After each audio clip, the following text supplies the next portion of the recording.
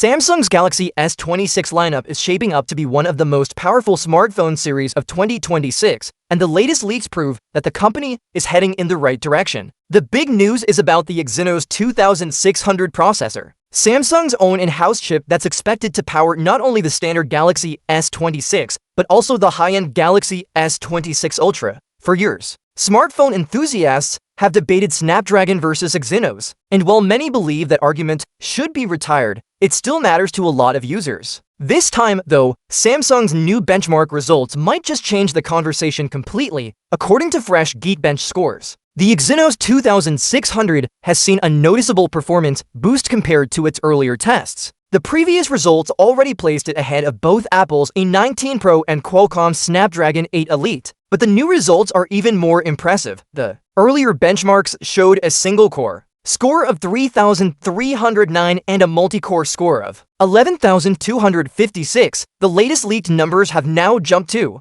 3,455 in single-core and 11,621 in multi-core performance. These figures show that Samsung has managed to push even more performance out of its new 2nm chip, likely through last-minute optimizations before launch. To understand how impressive these numbers are, it's worth comparing them to Samsung's biggest competitors, the Snapdragon 8 Elite, which powers many of 2025's flagship Android phones, has scores of 2,865 for single-core and 9,487 for multi-core performance. Apple's A19 Pro chip scores 3,753 in single-core and 9,702 in multi-core.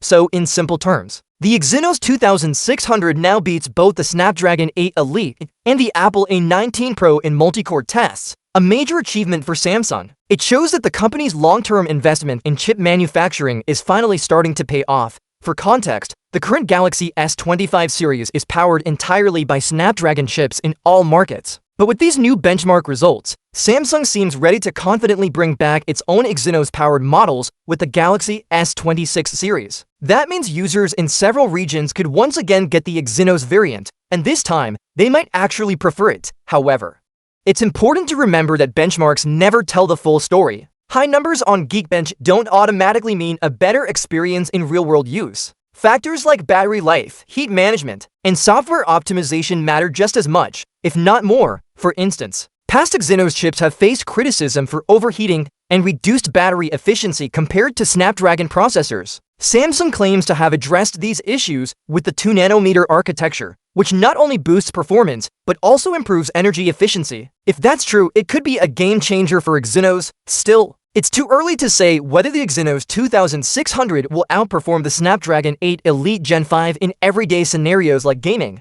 multitasking, and long-term performance. Only real-world testing after launch will confirm how well Samsung's new processor holds up under pressure. What's clear, though, is that Samsung is finally catching up with its rivals and maybe even pulling ahead in some areas. The company has worked for years to close the performance gap between Exynos and Snapdragon, and these latest results show real progress, even if Snapdragon still holds an advantage in certain areas. The difference between the two chips has become so small that most users won't even notice. Whether a phone is powered by Exynos or Snapdragon, it will deliver top-tier performance, smooth multitasking, and excellent gaming capabilities. In the end, Samsung seems to be heading toward a future where its in-house chips can fully compete with or even surpass Qualcomm and Apple. The Galaxy S26 series could mark the beginning of that new chapter. If Samsung maintains this momentum, it might not be long before Exynos processors become the standard of power and efficiency in the smartphone world. For now, one thing is certain: the Galaxy S26 lineup is going to be incredibly powerful, and Samsung is clearly on the right track toward dominating the flagship market once again.